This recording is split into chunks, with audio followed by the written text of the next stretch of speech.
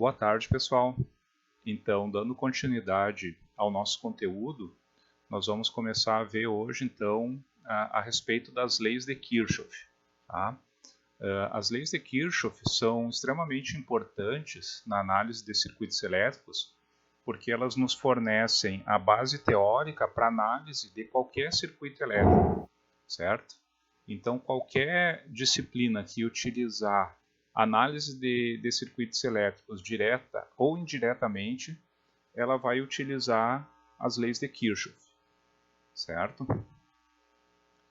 Então, pessoal, essas leis elas foram criadas pelo físico alemão Gustav Robert Kirchhoff, certo?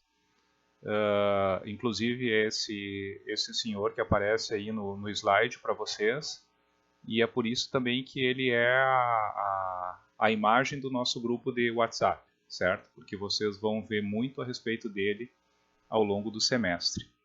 Então, essas leis, elas se baseiam no princípio de conservação da carga elétrica, certo? O que seria o princípio da conservação da carga elétrica? Isso vocês devem ter aprendido já em física, que dentro de um sistema fechado, que pode ser um circuito, a carga elétrica ela vai se manter sem nenhuma modificação se eu não tiver nenhuma carga elétrica entrando de fora desse sistema ou saindo, certo? Por mais que essa carga se modifique, se divida, modifique o seu valor individual, o somatório da carga elétrica ele é constante, a não ser que eu tenha ou uma entrada de carga de fora, ou então uma saída, né, que esteja perdendo carga para fora do circuito. E como não é o caso nos circuitos elétricos, então a gente pode aplicar esse princípio de conservação da carga elétrica. E essas leis também elas se baseiam no fato de que o potencial elétrico tem o valor original após qualquer percurso em uma trajetória fechada, certo? Nós vamos verificar isso aí quando estivermos falando de tensão mais adiante, certo? Antes da gente começar, pessoal, a enunciar as leis de Kirchhoff, a gente precisa definir algumas nomenclaturas, que elas são muito comuns na análise de circuito elétrico, certo? Então, por isso, eu peço que vocês anotem aí já no caderno de vocês, pelo menos um resumo dessas nomenclaturas, porque ao longo agora da apresentação nós vamos repetir algumas dessas nomenclaturas e vocês podem ter esquecido já desse slide, certo? Então, o primeiro elemento que nós vamos definir é o ramo, certo? A gente chama ramo qualquer elemento do circuito, certo? Seja ele uma fonte de tensão, uma fonte de corrente, uma fonte dependente, um resistor, um capacitor, um indutor, qualquer elemento individual do meu circuito, eu vou denominar ele de ramo, certo? O nó, pessoal, o nó é o ponto de conexão entre 3 ou mais ramos, tá? Aqui eu já estou definindo o nó como ponto de conexão entre 3 ou mais, apesar de que o conceito de nó também pode ser aplicado a quando eu uno 2 elementos, certo? Se vocês olharem esse circuito que tem no slide na direita abaixo, o ponto A ele é um nó, certo? Que ele está unindo o negativo daquela fonte de tensão com um resistor, certo? Só que quando a gente for aplicar a lei das correntes de Kirchhoff ou qualquer método de análise, a definição do nó ela só vai ser útil para quando eu tiver 3 ou mais nós conectados. Tá? Então a gente vai considerar nó, utilizando o mesmo circuito, aí, os pontos B e E do circuito, certo? Vocês podem ver ali que eles estão marcados como sendo nó. Tá? Apesar de que os outros pontos também, o A, C, o D e o F, também são nós, mas no nosso caso nós vamos desconsiderar, certo? Uma outra questão importante, pessoal, vocês podem observar nessa figura mais acima, onde fala em nó distribuído, é que um nó não precisa ser necessariamente um ponto, certo? O nó ele pode estar distribuído. Sempre que eu tiver um curto-circuito conectando vários ramos, certo? Esse curto-circuito pode ser um ponto ou ele pode ser uma linha da qual derivam vários ramos. Então, todo esse curto-circuito e os caminhos, os conectores dos ramos que estão conectando nesse curto-circuito serão um nó, certo? Então, observando essa figura acima ali, todos aqueles pontos ali, eles configurariam um nó, certo? Com vários ramos conectados, tá bom? Outra definição, pessoal, que nós temos é de laço, certo? Um laço a gente chama qualquer percurso fechado dentro de um circuito, começando em um nó, passando por outros nós e voltando ao nó de partida, certo? Então, se vocês observarem nesse circuito que está no slide de vocês, se eu pegar ali do ponto F, eu chego no ponto A, ponto B, ponto E e volto ao ponto F, esse vai ser um laço do meu circuito, tá? Da mesma forma, se eu fizer o caminho E, B, C, D, voltando ao E, eu tenho um outro laço, certo? E se eu fizer um caminho F, A, B, C, D, E, voltando ao F, eu tenho um outro laço, certo?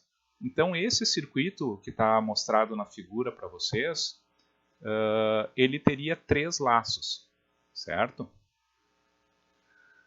E nós temos um conceito que ele é muito importante também na análise de circuitos, que é o conceito de malha.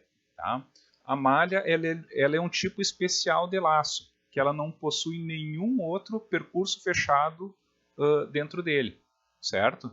Então, se a gente olhar para o mesmo circuito, nós temos 2 malhas no circuito, certo? Que elas estão marcadas ali para vocês, que seria F, A, B, E, F, e o caminho também E, B, C, D, E, certo? Essas seriam as 2 malhas do circuito.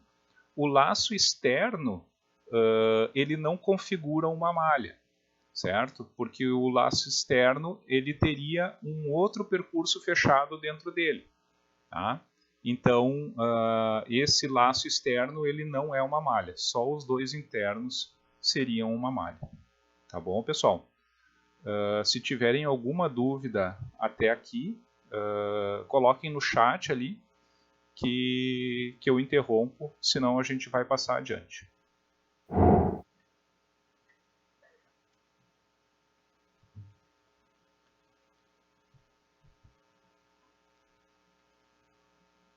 Oi, Guilherme, posso explicar assim. O laço, então, voltando aqui ao slide, ele é um percurso fechado, tá? Dentro do meu circuito. Então, aqui eu vou passar com a seta aqui, vamos ver se vocês conseguem ver. Aqui, ó, se eu partir do ponto F, eu venho até o ponto A, vou até o ponto B, tá? Volto ao ponto E e retorno ao F, certo? Eu parti de um nó de origem, passei por vários nós e voltei ao mesmo nó de origem, sem passar por nenhum outro nó nesse caminho, tá? Isso aí é um laço, certo? E a malha, então, ela é um tipo especial de laço, porque a malha é um laço que não tem nenhum outro laço dentro dele. Entende? Por isso que nesse circuito aí que vocês estão vendo, ele só teria 2 malhas, porque o laço externo ele teria um laço dentro dele, certo?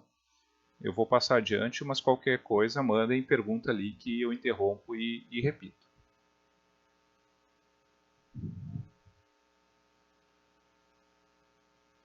Agora então, pessoal, nós vamos a uma outra definição importante para análise de circuitos, certo? Que ela é, vamos dizer, bem simples, mas ao mesmo tempo, muitas vezes, o pessoal se confunde, que é o conceito de conexão série de elementos e conexão paralela de elementos, certo? ou seja, conexão série de ramos ou paralela de ramos. Tá? Aqui nesses circuitos mostrados, está aparecendo só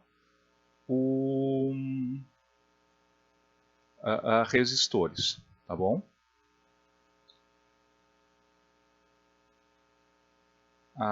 Só voltando aqui à pergunta então do Lorenzo no chat, o ponto, Lorenzo, ele pode ser um nó porque aquele ponto ele é uma união de dois ramos, certo? Como eu comentei com vocês, apesar da gente ter definido o nó como a união de 3 ou mais ramos, nó também é aplicado para 2 ramos, tá? Então, se vocês analisarem nesse slide anterior, por exemplo, ali o ponto F, ele está unindo 2 resistores, certo? Então, ele corresponderia a um nó, certo? Cada ponto que conecta 2 ou mais ramos do circuito, ele é um nó, tá bom? Então, o nó ele pode conectar 2, pode conectar 3, 4, 5 elementos, certo? Mas a definição ali foi de 3 ou mais, que é para, nas análises mais adiante, só vai ser útil a gente aplicar as leis para 3 ou mais ramos, tá? Mas, como eu falei antes, o conceito de nó também se aplica para 2 ramos, tá? Então, todos esses pontos que estão aparecendo no circuito da figura, A, B, C, D, E, F, eles são nós, tá? Assim como esses pontos também que não estão marcados no circuito, que seria esse ponto de união entre o positivo da fonte de tensão aqui e o resistor, isso aqui também seria um nó, tá? E da mesma forma, nas outras 2 conexões de resistor com fonte também seria nó. Tá bom, pessoal? Ficou claro agora?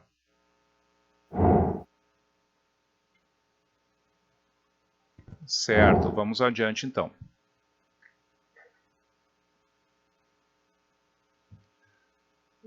Aqui, pessoal, a gente vai definir agora a conexão série e paralela de elementos, certo? Como eu tinha falado antes, apesar de ser uma definição simples e parecer bastante trivial, muitas vezes acontece confusão. E a confusão nessa definição vai resultar em um erro de qualquer análise de circuito, certo? Então, olha só, a conexão série de 2 ou mais elementos, tá?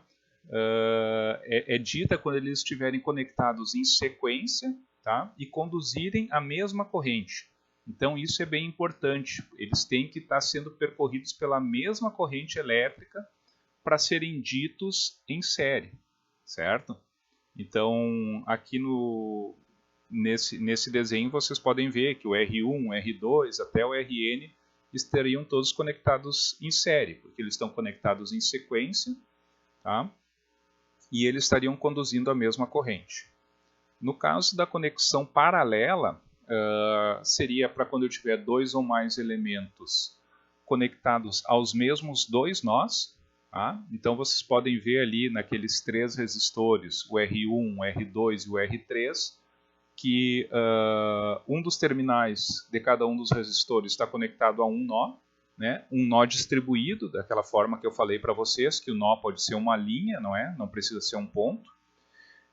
E os outros 2 terminais estariam conectados no nó na parte de baixo. Tá? Então, essa definição de conexão paralela é quando eles estão conectados aos mesmos 2 nós e possuírem a mesma tensão aplicada sobre eles. Tá? Então, na conexão série, eles têm que estar percorridos pela mesma corrente. Na conexão paralela, eles têm que estar submetidos à mesma tensão. Certo? Então eu vou mostrar aqui agora, no próximo slide para vocês, como a gente pode se enganar, talvez nessa análise. Tá?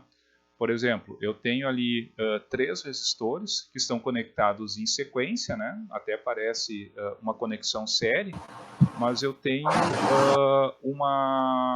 vamos dizer, uma conexão entre esses dois resistores, dando caminho para uma corrente que esteja escapando, certo?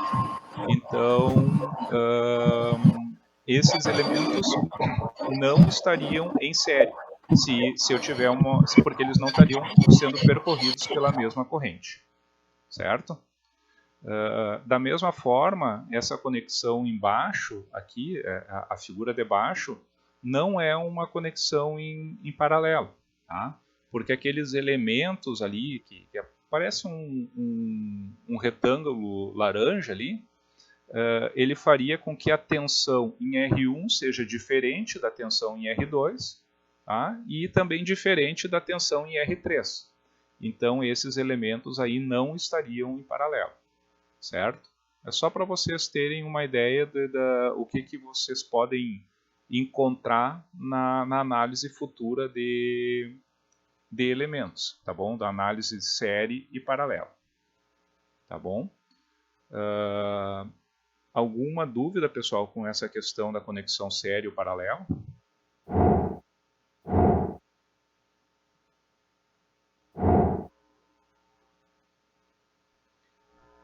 Nesse caso, do jeito que está desenhado, não tem como a gente saber que tipo de circuito é. No caso, por exemplo, nem nesse de cima, nem no de baixo, porque a gente não está vendo os demais resistores e fontes no circuito. Tá? Mas quando não é uma conexão nem série, nem paralela, nós chamamos de conexão mista. Tá bom?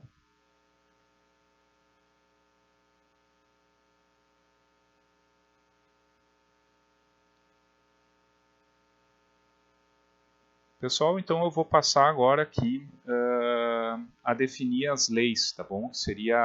Nós temos 2 leis de Kirchhoff, que seria a lei das correntes de Kirchhoff e a lei das tensões de Kirchhoff, certo? Então, vocês vão ver que o enunciado dessas leis, ele é bem simples, tá? A gente tem como entender bem tranquilamente. Ele é vamos dizer, uma definição rápida. A única questão é depois a gente estar atento aos detalhes na análise dos circuitos, tá? Mas vocês vão ver que as 2 leis elas são bem simples de serem analisadas. Então, a lei das correntes de Kirchhoff, nós vamos chamar muitas vezes de LCK para reduzir aí, não é, a escrita, o tempo. E como eu comentei antes, ela é baseada na lei da conservação da carga, e ela nos diz que a soma algébrica das correntes em um nó é igual a 0, certo? É simplesmente isso, tá? Por quê? O que seria a corrente elétrica, né, pessoal? A gente viu lá na primeira aula de definições de circuitos que a corrente elétrica ela é o fluxo de cargas elétricas, certo? Então, como eu sei que eu posso aplicar o princípio de conservação da carga a cada um dos nós de um circuito, então o somatório de correntes que entram e saem desse nó, né, que eu chamo de soma algébrica, não é? Ele é igual a 0. Tá? Um conceito bem simples mesmo. Eu posso enunciar esse conceito, agora mais uma questão do uso, não é, do conceito, de 3 formas diferentes. Tá? Ou seja, vocês podem ver aí no slide que eu tenho as 3 formas marcadas, denominadas letra A, letra B e letra C. As letras A e B, elas são enunciadas a respeito da soma algébrica. Tá? Na letra A, então, a gente tem que a soma algébrica das correntes que entram em um nó é igual a 0. Certo? O que seria isso? Seria eu considerar um nó, tá? Olhando aí para a figura, então, pessoal. Se vocês olharem a figura de vocês, eu tenho ali um nó que está unindo 4 ramos. Tá? Então, pela letra A, eu consideraria as correntes que estão entrando no nó como positivas e as que estão saindo do nó como negativas.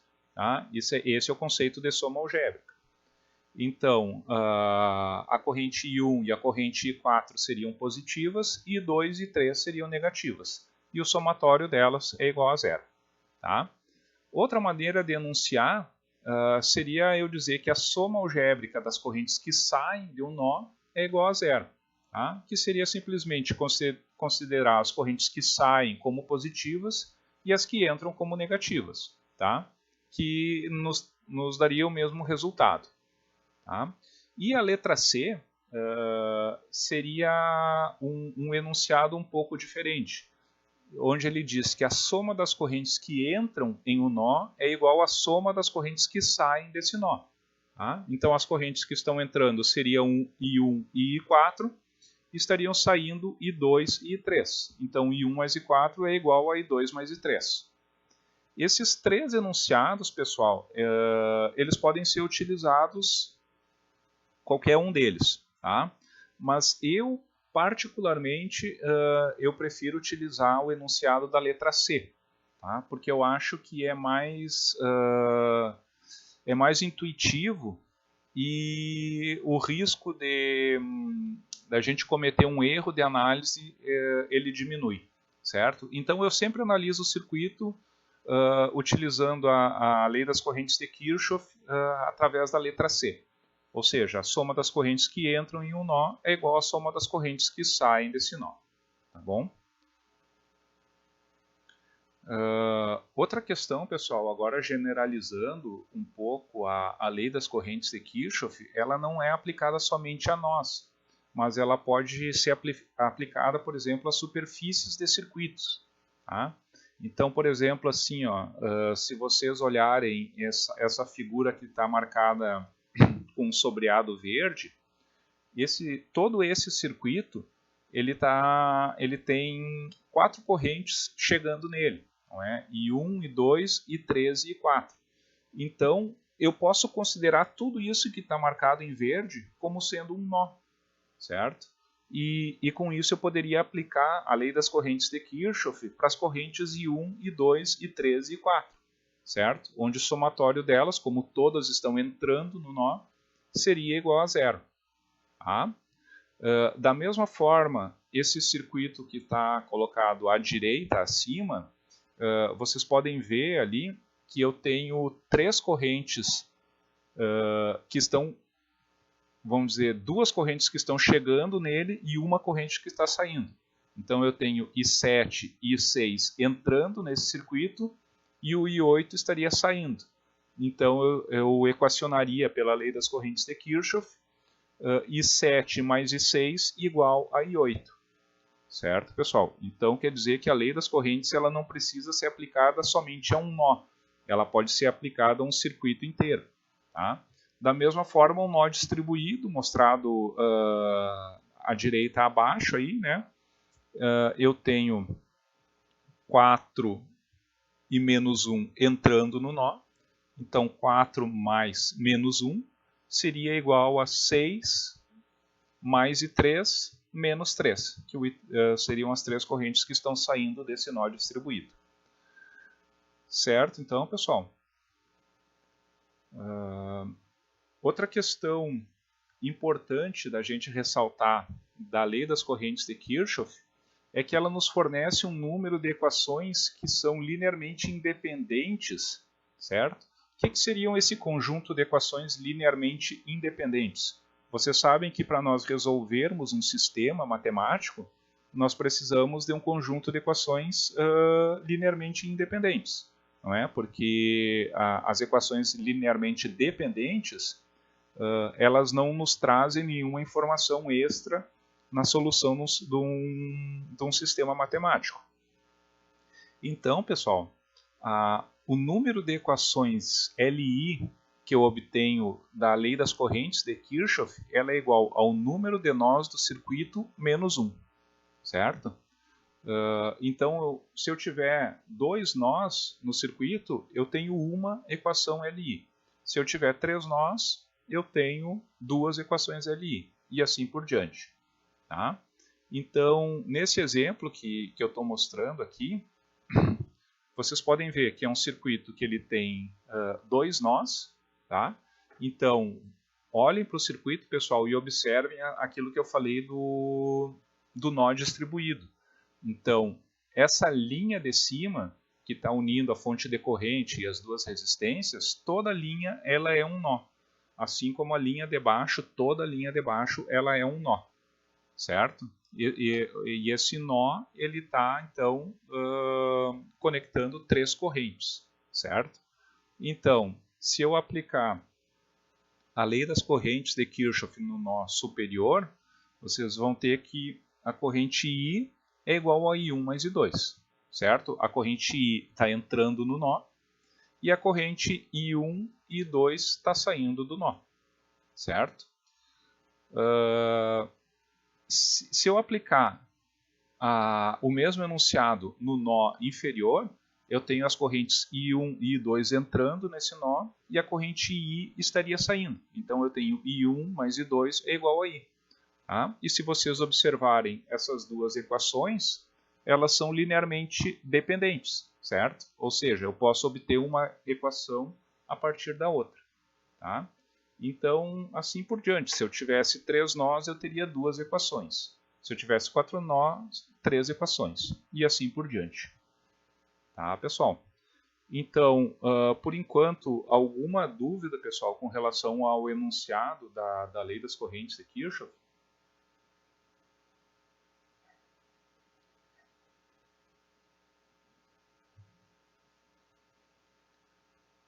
Bom, vamos adiante então. Pessoal, eu vou aqui mostrar um exemplo para vocês, tá? Onde eu quero determinar o valor da corrente IX e da corrente VX, certo? E eu vou utilizar então a lei das correntes de Kirchhoff, certo? Para a gente analisar isso, então, eu vou abrir aqui o nosso quadro.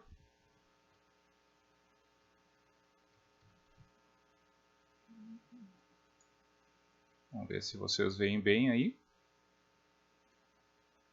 Então, pessoal, agora eu vou começar a equacionar esse circuito, certo? Vou começar lá pelo meu nó A, certo? Então, vamos escrever aqui para vocês.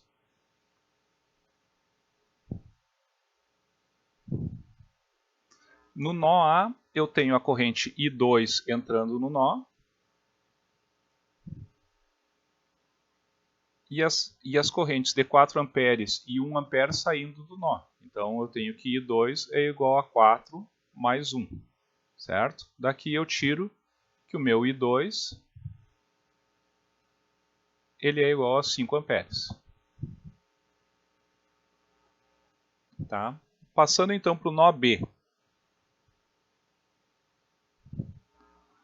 Eu tenho 1 ampere mais 2 amperes entrando nesse nó. E eu tenho I1 saindo do nó. Então, 1 mais 2 é igual ao I1. Certo? Então, daqui eu tiro que meu I1 ele é igual a 3 amperes. Certo? Passando agora então ao nó C. No nó C, eu tenho I1 entrando no nó. E o I3 também está entrando nesse nó.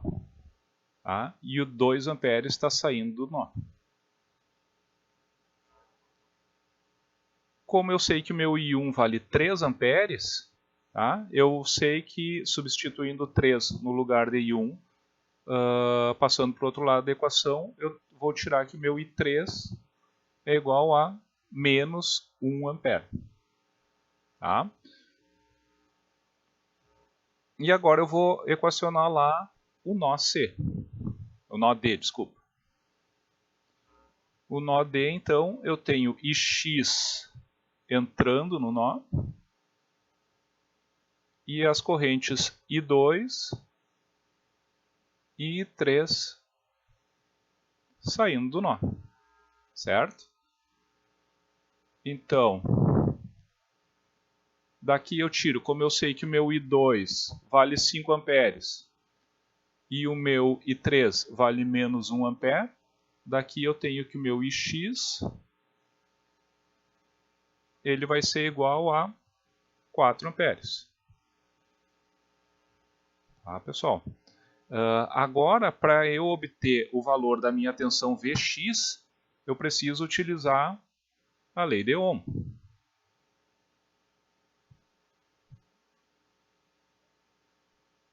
Tá? No caso, o meu Vx, a gente sabe que a lei de Ohm ela é obtida em que a tensão no resistor ele vai ser igual à corrente que passa por esse resistor multiplicado pela resistência. Tá?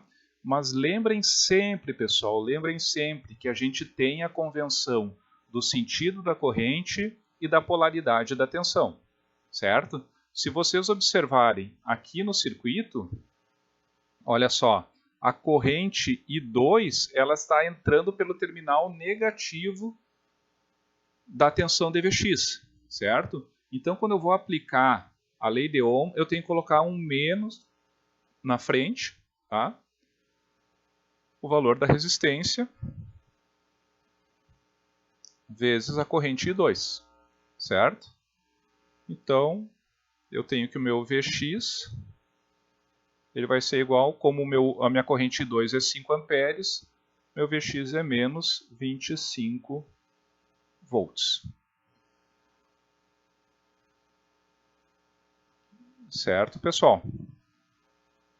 Alguma dúvida, pessoal, com esse exemplo aqui?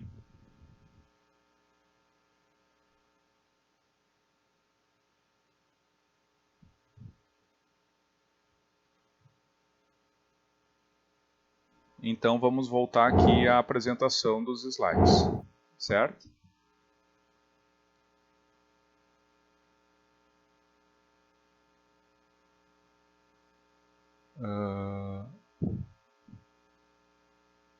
O circuito, aqui a pergunta do Guilherme é se o circuito ele não é sério, o que ele seria? Tá? A definição, pessoal, de série e paralelo, ela não é dada a um circuito inteiro, certo? Essa definição ela é dada a ramos, a elementos, certo? Ou seja, eu posso ter dois elementos, por exemplo, uma fonte de tensão e um resistor, ou dois resistores, que estejam conectados em série ou em paralelo, tá? Eu não tenho uma definição global do circuito. Esse é um circuito série ou esse é um circuito paralelo. Se ele for composto só de elementos em série ou só de elementos paralelos, eu posso chamar de um circuito série ou um circuito paralelo. Tá? Nesse caso aqui, pessoal, vocês estão verificando a figura aí, vocês podem ver que nenhum desses quatro elementos, desses quatro ramos que está aparecendo, tá? Que seria os resistores, os dois resistores, a fonte de corrente e a fonte de tensão, nenhum deles está conectado nem em série, nem em paralelo com outro dos elementos, tá? Porque eu não tenho dois elementos conduzindo a mesma corrente, tá?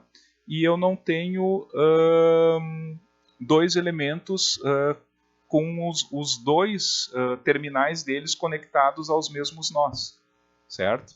Então esse circuito aqui não teria nenhum elemento em série e nenhum elemento em paralelo com o outro, tá? E nesse caso não se preocupem com a nomenclatura, certo? Tá, pessoal, eu vou aqui voltar agora nas questões, tá? A questão do Guilherme Londero eu respondi, tá? Que os elementos não estariam nem em série nem em paralelo. O Matheus perguntou se seria possível determinar Ix aplicando a lei das correntes de Kirchhoff para o circuito inteiro também, como eu tinha mencionado anteriormente. É correto sim, Matheus. Tu pode observar que eu teria Ix entrando no circuito, né, e 2 amperes entrando, e 4 amperes e 2 amperes saindo, certo? Então, e x mais 2 seria igual a 4 mais 2, o que resultaria em x igual a 4, que é justamente o valor que eu encontrei, certo? Então tu tá correto, é isso mesmo. Agora com relação a pergunta do Eduardo, ele não entendeu. Só um pouquinho que agora correu aqui de novo. Ele não entendeu por que eu estou usando menos 5 vezes e 2. Tá? Isso aí, pessoal, como eu comentei, ele é uma consequência da convenção da lei de Ohm, certo? Eu sempre considero a queda de tensão positiva quando a corrente estiver entrando pelo terminal positivo de tensão. Tá? E quando a corrente estiver entrando pelo negativo da tensão, então eu tenho que essa queda de tensão tem que ter um menos. Tá? Então, simplesmente assim, se a corrente entrar pelo positivo da tensão, é mais R vezes I, e se a corrente entrar pelo negativo da tensão, é menos R vezes I. Tá bom, pessoal? Então, pessoal, eu vou adiante, tá? Eu vou passar agora aqui para a lei das tensões de Kirchhoff, certo? Então, pessoal, a lei das tensões de Kirchhoff, ela nos diz que a soma das elevações de potencial ao longo de um percurso fechado qualquer, tá? Uma malha ou mesmo um laço, tá? É igual à soma das quedas de potencial no mesmo percurso fechado. Tá? Ou seja, as elevações de potencial ao longo dessa malha tem que ser igual às quedas de potencial, certo? Então a gente vai passar aqui ao enunciado dessa lei. A gente enuncia da seguinte maneira: assumindo que as quedas de potencial, tá? O que seriam as quedas de potencial? É quando eu tenho o sentido de percurso do terminal positivo para o negativo. Tá? Assumindo que essas quedas são positivas ao longo do percurso e que as elevações de potencial, ou seja, do negativo para o positivo da tensão, elas são negativas, então a LTK estabelece que a soma algébrica das tensões num percurso fechado é nula, certo? Então, da mesma forma que o somatório das correntes em um nó, o somatório algébrico, tem que ser igual a zero, a soma algébrica das tensões ao longo de um percurso fechado, ela é igual a zero.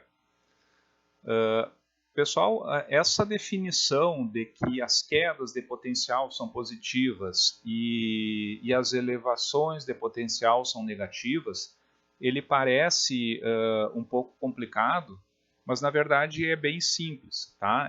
Essa definição ela serve para facilitar a análise de circuito. Tá? Então, peguem como exemplo esse circuito que está mostrado para vocês aí no slide. Tá? Nós vamos começar a analisar esse circuito do ponto inferior esquerdo, tá? Em sentido horário. Tá? Então, chegando aqui nesse ponto inferior esquerdo, eu tenho o negativo da fonte de tensão Vs. Tá? Vocês estão vendo aí. Então, eu vou começar a percorrer esse circuito em sentido horário. Tá? Então, eu tenho aqui uma elevação de potencial. Tá?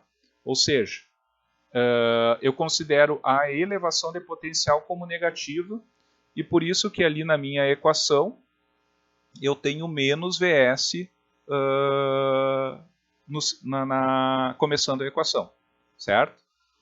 Depois, todas as quedas de tensão nos resistores R1, R2 e R3, elas são, como eu disse antes, são quedas de potencial, quedas de tensão.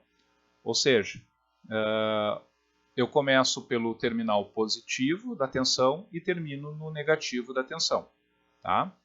Então, pessoal, o que eu falei que esse enunciado ele serve para facilitar Porque a regra prática é a seguinte: eu vou ter em cada um dos elementos do meu circuito a tensão nesses elementos, certo? Ou seja, vocês podem ver aí nesse circuito eu tenho VS, VR1, VR2 e VR3 desenhados no circuito com os respectivos potenciais, tá bom? E percorrendo ele em sentido anti-horário, o primeiro sinal da tensão que eu encontrar, eu vou colocar ele na equação, certo? Essa é a regra. Então, por exemplo, quando eu olho para VS, eu começo pelo negativo do VS, vai menos VS para a equação.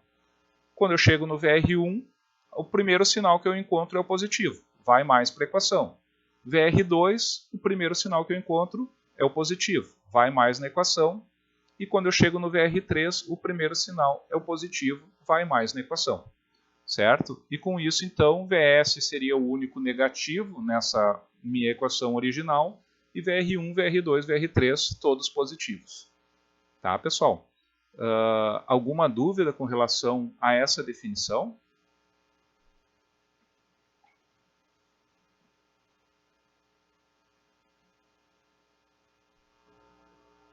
Nas próximas agora aqui, então, a gente vai fazer mais alguns exemplos e isso aí vai ficar mais claro para vocês, tá? Mas vamos lá. Nós temos algumas propriedades da lei das tensões de Kirchhoff, certo? A equação da malha, tá? Essa equação que ela é obtida, ela pode começar em qualquer nó do meu circuito, certo? Eu comecei a análise anterior pelo nó inferior esquerdo, tá? Mas eu poderia começar de qualquer nó desse meu circuito, desde que eu volte até o nó de partida, né? Ou seja, eu faço o percurso fechado dessas tensões, tá? Então, aqui nesse exemplo que está mostrado embaixo, o primeiro conjunto de equações aqui, à esquerda da linha laranja, eu coloquei a mesma equação que eu obtive no slide anterior, tá? Começando do nó inferior esquerdo, tá? E a segunda equação aqui, o segundo conjunto de equações, eu comecei no meu nó superior esquerdo, tá? Ou seja, eu comecei ali no mais do VR1, tá? E daí eu fiz de novo todo o percurso, voltando a esse mesmo nó, certo? A única diferença é que o menos VS, ao invés de estar no começo da equação, ele está agora no final da equação, antes do igual, certo? Mas a resposta é a mesma, tá? Então eu posso aplicar a lei das tensões de Kirchhoff a partir de qualquer um dos nós, tá? Mas por uma questão de organização de análise, pessoal, a gente sempre procura começar pelo nó inferior esquerdo da malha, tá? Isso não é uma regra que vai dizer que vai ter algum erro na análise de vocês se não começar por esse nó inferior esquerdo. Mas se vocês fizerem todos os circuitos dessa maneira, vocês vão ver que vocês vão conseguir automatizar melhor a análise, tá? E se perder menos. Então a gente sempre procura analisar a partir do nó inferior esquerdo de cada uma das malhas do circuito, tá, pessoal? Uma outra propriedade é que essa equação ela pode ser obtida em qualquer direção, ou seja, eu posso analisar no sentido horário ou no sentido anti-horário, tá? Que, vamos dizer, o princípio, né, que seria a lei da conservação de cargas, ele não vai modificar se eu modificar o sentido da minha análise. Então, novamente aqui, para o mesmo circuito, vocês podem ver o primeiro conjunto de equações, analisando em sentido horário, e o segundo conjunto de equações, que está à direita, analisado pelo sentido anti-horário, né? Se eu começar do meu nó inferior esquerdo e analisar o circuito em sentido anti-horário, eu vou ter um menos do VR3 para a equação, depois menos do VR2, menos do VR1 e depois o mais do VS na equação, certo? Mas, como vocês podem ver, o resultado é o mesmo. Ou seja, eu chego na mesma equação analisando tanto pelo sentido horário quanto pelo anti-horário, tá? Só que, mais uma vez, por uma questão de uniformidade de análise, nós vamos procurar analisar sempre o circuito no sentido horário, certo? Então, é mais uma questão de uniformidade, tá? E, mais uma vez, para vocês sempre terem um método para analisar o circuito, o mesmo método, e não se perderem nessa análise, tá bom? Passando agora, então, pessoal, para a nossa terceira propriedade, ela nos diz o seguinte: se um circuito ele tem várias malhas, a lei de Kirchhoff das tensões se aplica para cada malha, assim como aos demais percursos fechados. Tá? Ou seja, a lei das tensões de Kirchhoff ela pode ser aplicada a qualquer laço do circuito, tá? Qualquer percurso fechado. Esse circuito que está apresentado aí para vocês,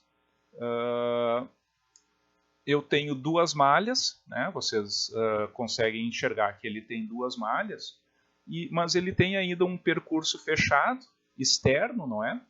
Que é composto ali da fonte E e os resistores RA e o RC, que é um percurso fechado, mas não é uma malha, tá? Então, a equação, a lei das tensões de Kirchhoff, ela é válida para qualquer percurso fechado.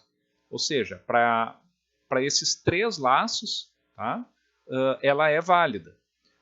No entanto, as equações de malha, quando eu aplicar a lei das tensões de Kirchhoff nas malhas, eu vou ter um conjunto de equações linearmente independentes. Tá? A equação dos demais percursos fechados, elas são linearmente dependentes com as equações de malha. Tá?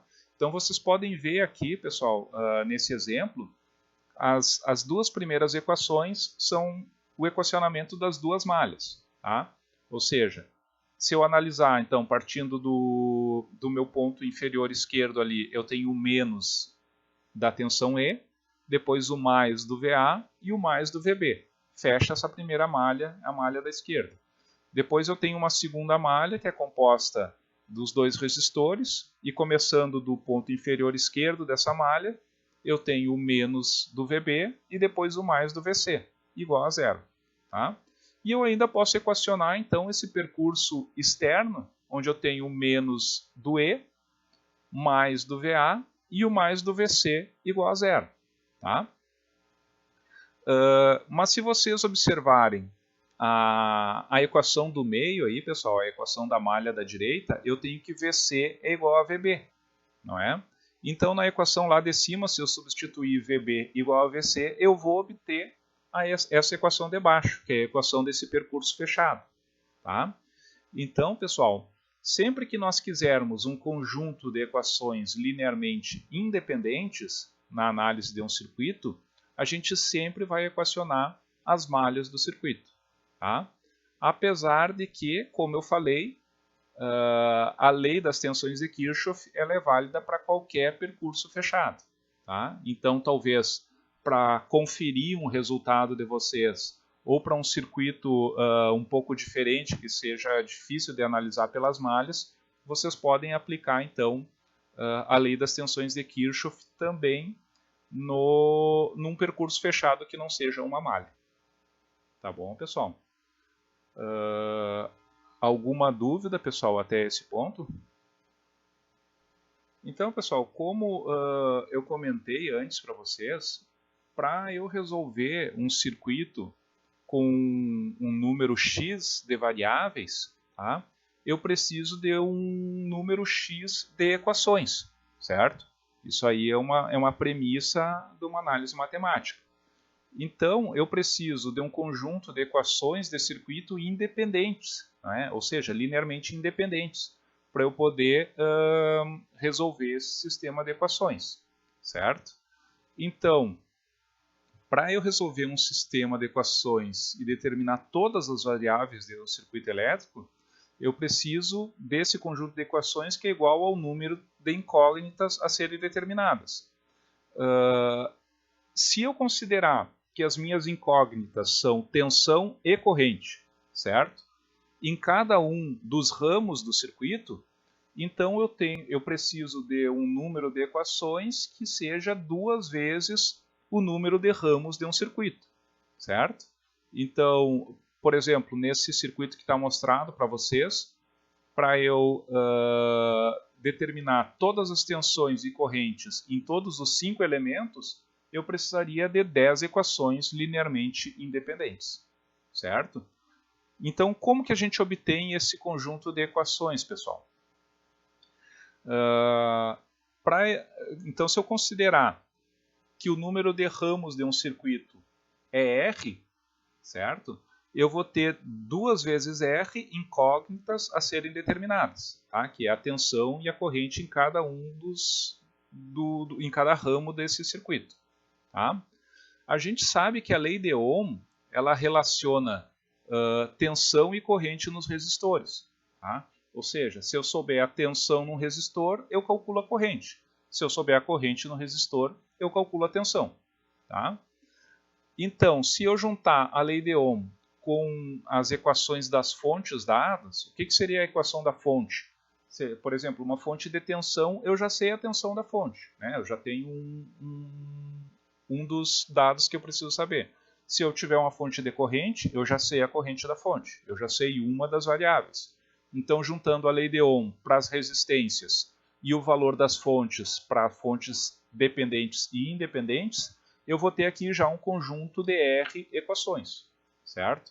E eu precisaria então de mais um outro conjunto de R equações, tá? Então, as demais equações elas vão ser obtidas, pessoal, das leis de Kirchhoff, tá? Ou seja, do uso da lei das correntes e da lei das tensões de Kirchhoff, da seguinte maneira. A gente viu, quando analisou a lei das correntes de Kirchhoff, que a LCK ela nos fornece um número de equações independentes que é igual ao número de nós menos 1 do meu circuito, certo? E a lei das tensões de Kirchhoff, pessoal, se a gente analisar somente as malhas do circuito, aplicar a lei das tensões nas malhas do circuito, eu vou ter um número de equações linearmente independentes que vai ser igual ao número de ramos do circuito menos o número de nós mais 1. Tá? Isso aí eu não demonstrei, mas dá para demonstrar facilmente. Tá? Vocês podem até verificar na bibliografia da disciplina. Então, pessoal, se eu somar as equações linearmente independentes da LCK e da LTK, tá? Que seria n-1 mais R menos N mais 1, eu tenho um conjunto de R equações linearmente independentes. Tá? E se eu juntar então com as equações fornecidas pela lei de Ohm, eu tenho o número de equações suficientes para resolver o meu circuito. Tá? Então, isso significa o quê? Que utilizando a lei de Ohm e as leis de Kirchhoff, eu tenho ferramentas para resolver qualquer circuito elétrico. Tá? Ou seja, eu tenho como determinar tensão e corrente em qualquer elemento de qualquer circuito elétrico. Certo, pessoal?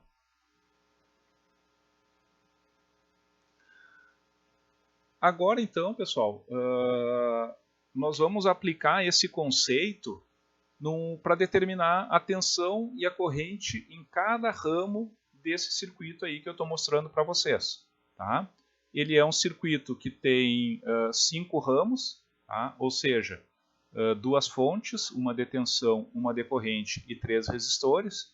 E eu quero saber a tensão e a corrente em cada um desses elementos, certo?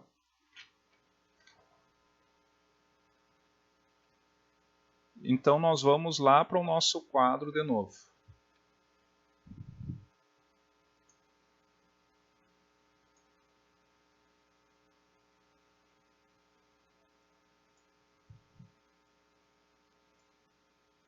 Então, pessoal, esse é o circuito a ser analisado, tá bom? Como que a gente analisa esses circuitos, pessoal? Para a gente saber as tensões e correntes em cada um dos elementos, quando eu não tiver a tensão e a corrente nesse elemento, eu vou ter que estimar uma determinada corrente e uma determinada tensão em cada um dos elementos. Tá? E quando eu estimo uma corrente, uma tensão, vocês sabem que a corrente ela sempre tem um sentido, né, e a tensão sempre tem uma polaridade. Mas nesse circuito, como eu não sei qual é o sentido real e nem a polaridade real das tensões e correntes, eu vou estimar, certo? Ou seja, eu vou chutar um sentido para a corrente e eu vou chutar uma polaridade para a tensão. Tá? Quando eu resolver o conjunto de equações desse circuito utilizando as leis de Kirchhoff, se eu achar que o valor é positivo, quer dizer que eu acertei o sentido da corrente ou a polaridade da tensão. Se o valor que eu encontrar for negativo, então quer dizer que a corrente está circulando para o outro lado e a tensão tem a polaridade oposta àquela que eu tinha estimado. Tá, pessoal? Então, em primeiro lugar, eu vou estimar aqui algumas correntes no meu circuito. Tá? Eu vou chamar essa corrente aqui de I1, certo? Vou colocar uma corrente I2 nesse ponto, tá? E uma corrente I3 nesse ponto, tá?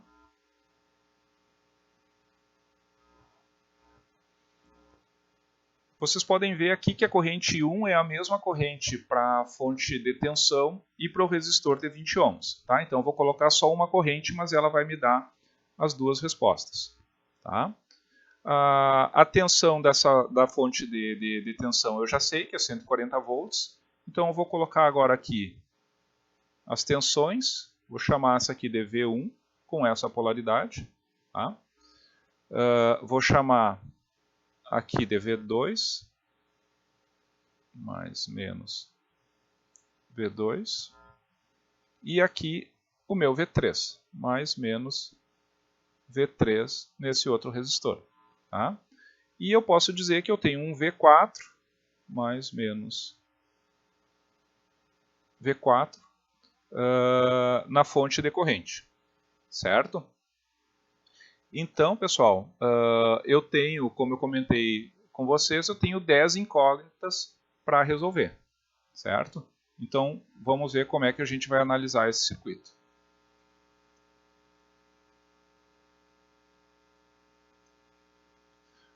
Bom, primeiro passo, pessoal, eu sei, vou chamar isso aqui ó, de VS mais menos VS, que é a tensão da fonte, tá? E aqui eu vou chamar de IS a corrente dessa fonte decorrente. Isso aqui é um S, tá, pessoal? Tá meio ruim de escrever. Ups.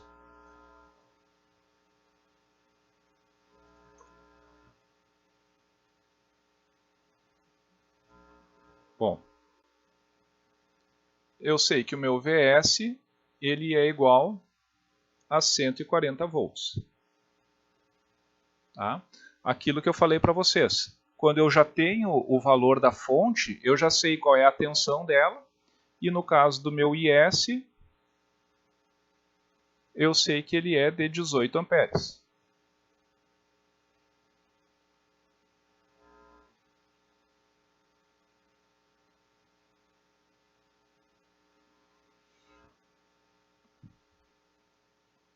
Agora, pessoal, eu vou começar aplicando a lei das correntes de Kirchhoff. Tá?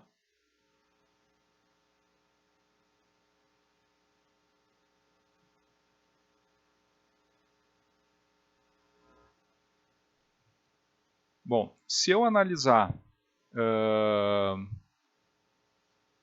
esse meu circuito, como eu tinha comentado com vocês, eu vou considerar nó para aplicar as leis de Kirchhoff só os nós que tiverem 3 ou mais elementos conectados. Tá? Então, eu teria um nó nessa parte superior aqui, certo? Eu estou pintando aqui em verde para vocês, e o outro nó nessa parte inferior, certo? Como eu falei, quando eu tenho 2 nós, a equação de um nó simplesmente já me resolve a todas as equações linearmente independentes que eu posso ter. Então eu tenho I1 entrando nesse nó, né, no nó superior ali, e o meu IS entrando nesse nó, certo? E eu tenho I2 mais I3 saindo do nó. I2 mais...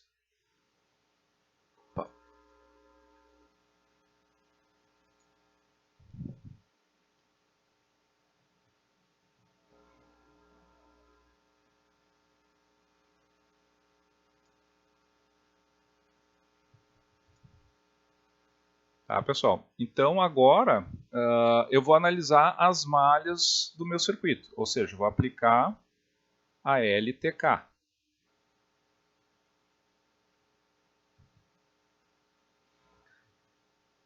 Então eu vou chamar, vou pegar aqui uma corzinha diferente, vamos pegar aqui o verde de novo.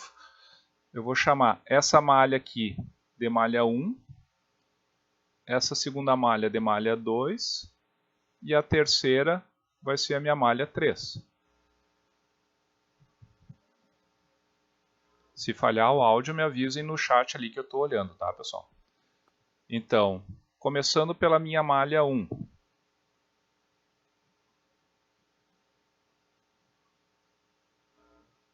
Então, eu tenho menos 140, tá?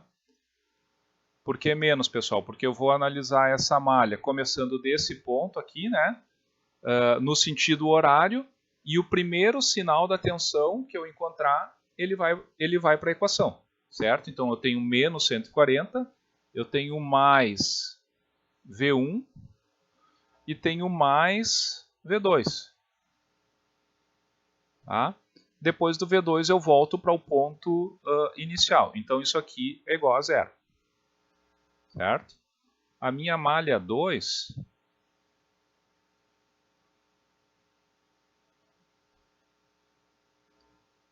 eu tenho menos V2 mais V3 igual a zero. Tá? E eu tenho a minha malha 3,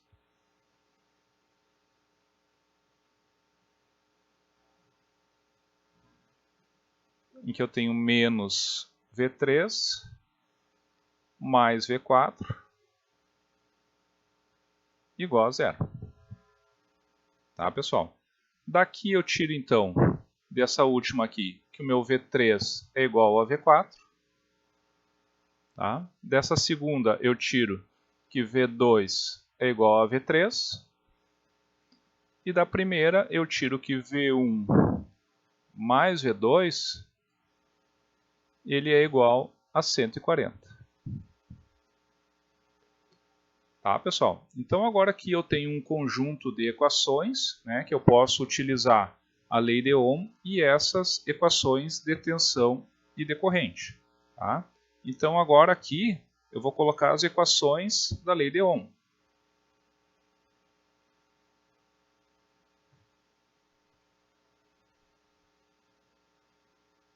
Que eu tenho aqueles 3 resistores.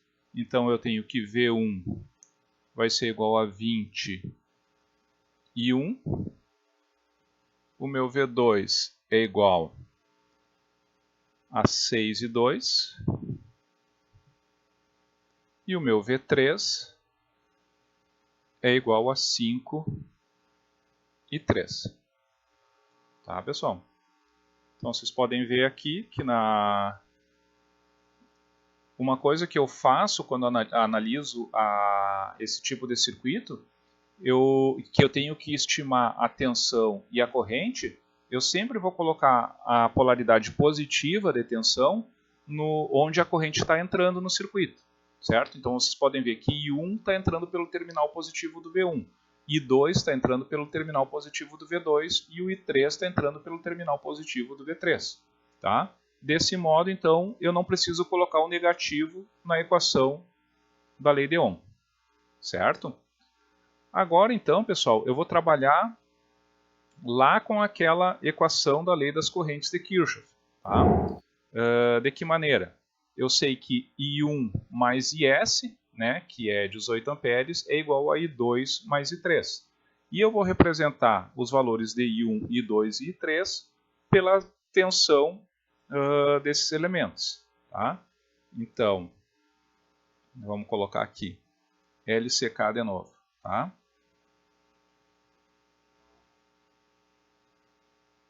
Então eu tenho que I1, quanto é que é I1? I1 é V1 dividido por 20.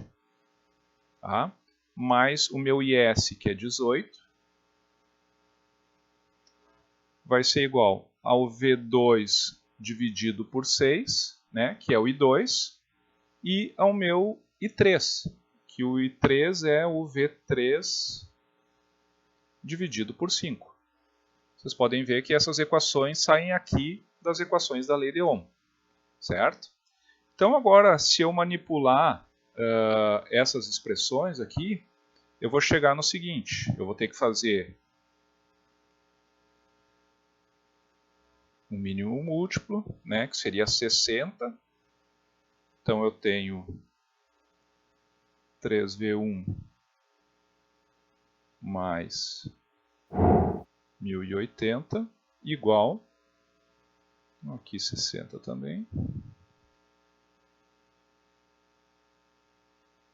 10V2, tá? Mais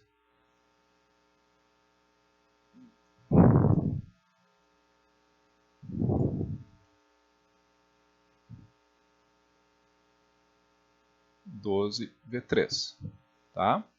Só que a gente viu aqui dessa equação, ó, pessoal, da equação da malha 2, que V2 é igual a V3, tá?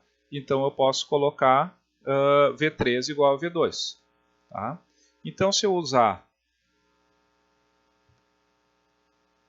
essa equação aqui acima, ó, pessoal, substituir V2 igual a V3 aqui, eu vou chegar num conjunto de duas equações e duas variáveis, da seguinte maneira.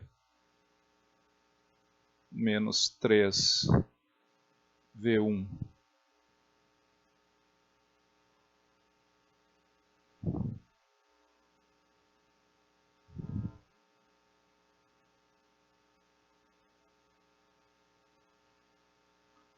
1080 e V1 mais V2 é igual a 140. Tá, pessoal? Resolvendo, então, esse conjunto de equações aqui, eu tenho que V1 é igual a 80 volts e o meu V2 é igual a 60 volts. Certo? E agora, então, sabendo que o meu V3 é igual ao V2, né, que é igual aqui ao V4 também, eu tenho como calcular as correntes I1, I2 e I3 pela lei de Ohm. Né? Então,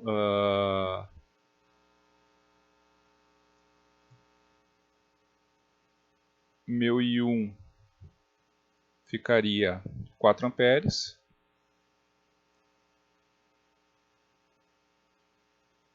O I2, 10 amperes.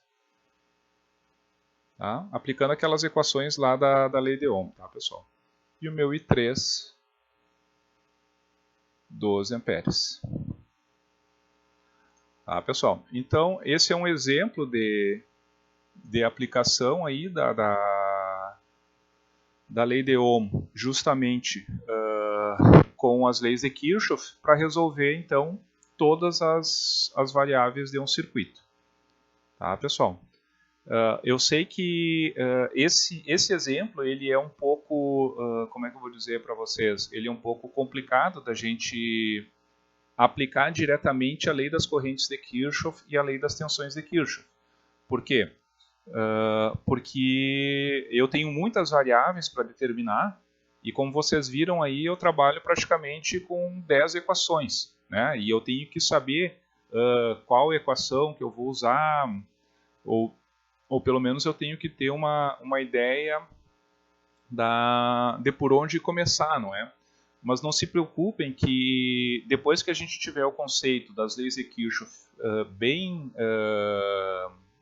consolidados, a gente vai ver métodos para aplicar essas leis, certo? Que vai ser o método de análise de malhas, que ele é uma metodologia para usar a lei das tensões de Kirchhoff, e a gente vai ter o método de análise nodal, que é uma metodologia que usa a lei dos nós, certo? Então não se preocupem agora com a complexidade do circuito.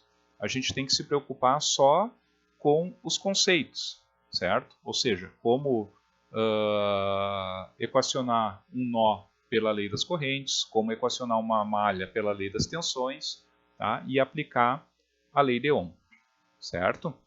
Então vamos ver agora, pessoal, as questões de vocês com relação à resolução desse exercício. Eu preciso saber se ficou claro, tá? Para a gente seguir adiante. O Diogo fez uma pergunta que ele não entendeu a lei de Ohm. Diogo, a lei de Ohm a gente viu na aula passada, não é? Onde a gente relaciona a tensão e a corrente em um resistor pelo valor da resistência. Ou seja, é V igual a R vezes I. Tá? Então, quando eu tenho uma corrente passando por um resistor, eu vou ter uma queda de tensão que vai ser igual ao valor da resistência vezes a corrente. Tá? Mas o importante, Diogo, é que a corrente tem que estar entrando pelo terminal positivo de tensão. Tá? Se por acaso eu tiver uma corrente entrando pelo terminal negativo da tensão nesse resistor, então o meu V é igual a menos R vezes I. Certo? O Guilherme pergunta como saber identificar os sinais das tensões para usar nas equações. Guilherme, geralmente quem vai definir os sinais das tensões vai ser tu mesmo, certo? Tu vai colocar lá, por exemplo, aqui eu estou colocando na tela para vocês o V1, o V2 e o V3, e tu vai estipular qual vai ser o positivo e qual vai ser o negativo dessa tensão. Tá? Quando tu resolver o sistema de equações e chegar lá no final, tá? Aquele final que eu achei uma tensão de 60 volts e outra de 80, se ao invés de ter colocado, por exemplo, o V1 aqui, se eu tivesse colocado o menos na esquerda, eu encontraria lá no final que o meu V1, ao invés de ser 80 volts, ele seria menos 80 volts, certo? Porque uma tensão negativa quer dizer que a tensão ela tem o inverso da polaridade que está colocado no circuito, tá? Mas quem vai definir a polaridade das tensões vai ser vocês, certo? E daí vão resolver o sistema de equações. Se a polaridade é o sentido real da corrente ou a polaridade real da tensão, o resultado vai ser positivo. Se vocês tiverem estipulado um sentido de corrente ou uma polaridade de tensão negativa, então a corrente vai estar no contrário do sinal que vocês estipularam e a tensão vai estar na polaridade inversa que vocês estipularam. Mas se o resultado for ali V1 igual menos 80 volts, não tem que mexer nada. Tá? Eu interpreto que é uma tensão de 80 volts com a polaridade inversa ao que está indicado no circuito. Certo, Guilherme? Está entendido? Certo, pessoal. Alguma dúvida a mais agora com relação a essa análise aqui? Diga, Matheus. Enquanto o Matheus está digitando a dúvida ali, pessoal, agora o que eu vou deixar para vocês vai ser uma série de exercícios para vocês resolverem, tá? Para a próxima aula. E daí na próxima aula a gente vai fazer a resolução desses exercícios dessa maneira aqui. Tá? Eu vou usar esse quadro para a gente ir resolvendo. Matheus, a questão do 1080, pode ver aqui na equação que o mínimo múltiplo entre 20, 6 e 5 é 60. Tá? Então, se eu aplicar 60 como divisor no primeiro termo, onde eu tenho V1 dividido por 20 mais 18 dividido por 1, né? Eu tenho que 60 por 20 é 3, fica 3V1. Tá? E 60 dividido por 1 é 60, vezes 18 dá 1080. Tá? É uma manipulação matemática simples. Tá? Eu só estou fazendo aqui o mínimo múltiplo comum entre 20, 6 e 5 nessa equação aqui, né? Que resulta, então, nisso daqui.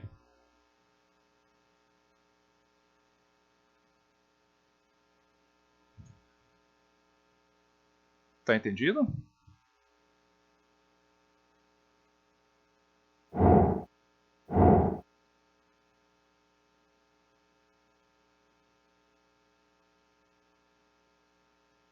Ah, embaixo? Tá, embaixo.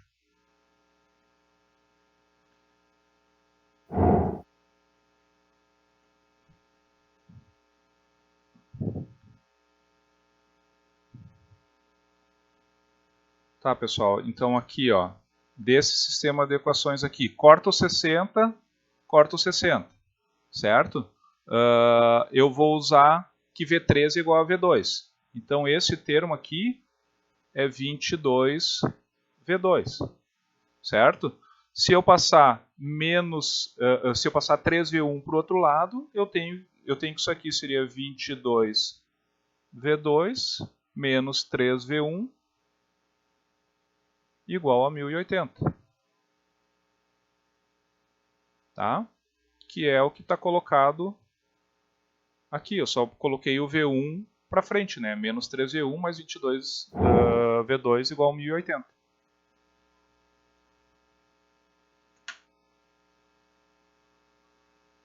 Beleza, pessoal? Alguma dúvida a mais agora?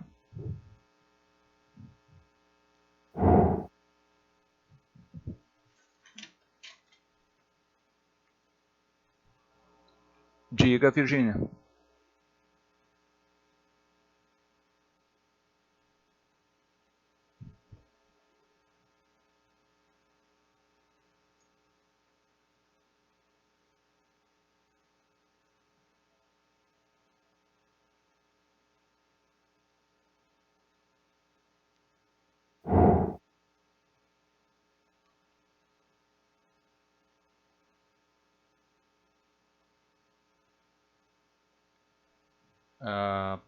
Bom, na verdade aquele ali é o IS, né? Mas está difícil escrever aqui no computador, mas é para ser um S. Mas fui eu que defini mesmo o sentido do IS e eu coloquei nesse sentido para colocar no mesmo sentido da fonte de 18 amperes, tá? Porque daí eu sei que IS é igual ao valor da fonte decorrente, tá? Por que ele é igual? Lembra da definição lá de fonte decorrente independente, tá? A fonte decorrente independente, ela vai ter um valor decorrente independente de qualquer outro elemento que tiver conectado em série com ela, né? Então eu sei que essa corrente IS que eu estipulei aqui, né? Ela vai ter o mesmo valor da fonte decorrente. Certo, mais alguma dúvida, pessoal?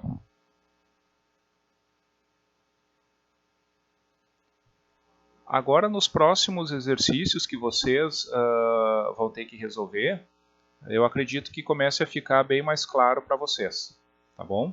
Então, eu vou mostrar aqui agora os exercícios que vocês vão ter que resolver. Isso, Matheus. Se fosse no sentido contrário, se eu colocasse o IS no sentido contrário, a fonte decorrente seria menos 18 amperes. Isso mesmo.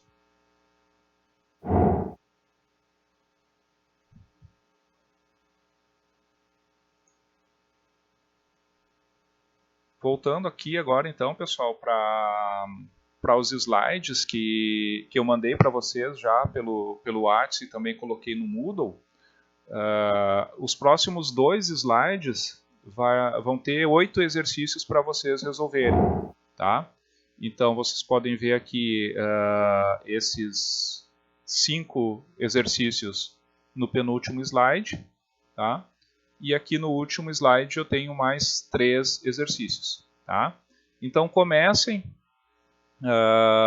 vamos dizer, do penúltimo slide, que são os exercícios mais simples para resolver, tá? E depois vocês resolvam esses 3 últimos aqui.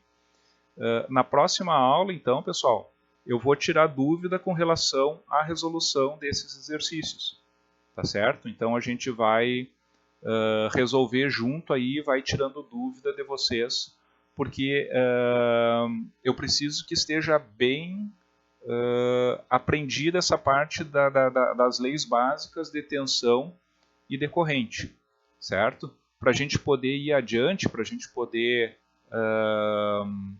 ir adiante na matéria, essa parte inicial tem que estar bem consolidada para vocês, tá?